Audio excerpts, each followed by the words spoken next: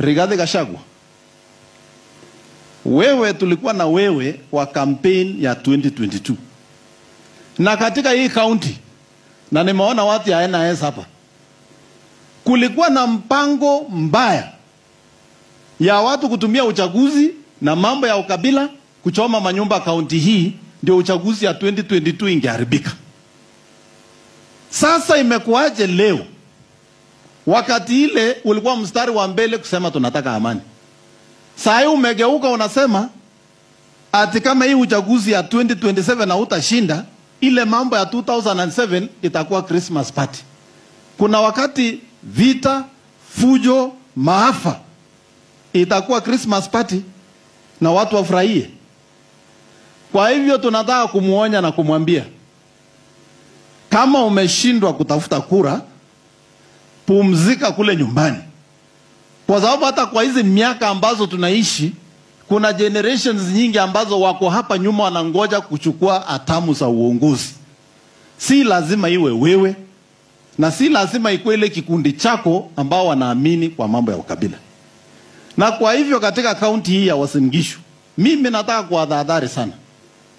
Tulipitia mambo mazito sana kama kaunti.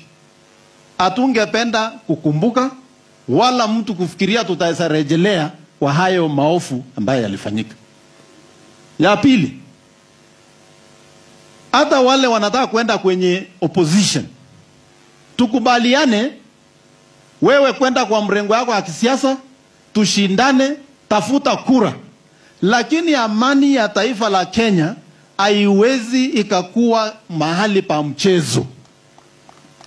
Eri ukose kiti kuliko uwe na kiti kwa nchi ambaye iko na machafuko. Wewe unafikiri nje kama Somalia haina president?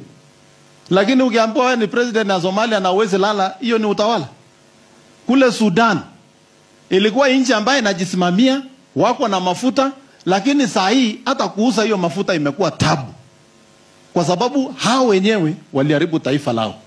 Sisi hatuwezi kukubali watu wachache wajaribu kuharibu taifa la Kenya. Ya pili, hii siasa sasa ambaye imeanza kuenezwa ya serikali. Walikuwa naimba President Ruto, President Ruto. Wameona huko imeshindikana. Sasa wamerudi kwa wafanyikazi ya serikali. Sasa hii wanataka kuongelea Head of Public Service.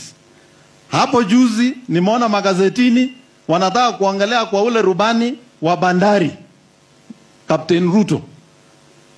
Kama wewe ni mwanakandarasi katika taifa la Kenya na unaomba sabuni kwa serikali ya Kenya, idara ama kitengo ama halmashauri yoyote ile,